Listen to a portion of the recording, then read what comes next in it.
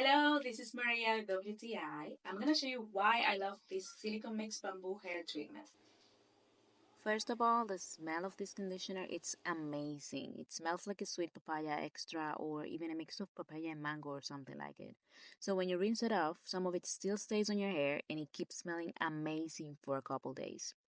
This hair treatment gets my hair very soft and makes it easier for me to detangle my hair. I love the fact that I don't have to use too much product to be able to detangle my hair. And I have a lot of hair, so that's a plus for me. As you can see, I just use a little bit of conditioner and I'm able to go through my whole head of hair. This product immediately makes my hair feel much more softer and manageable. And the shine. This conditioner gets my hair very shiny for days. I also like very much the consistency that it has. It's creamy and very soft, but it's not too sticky. At the end of my wash routine, my hair is very soft, shiny, and it smells just like summer on your hair.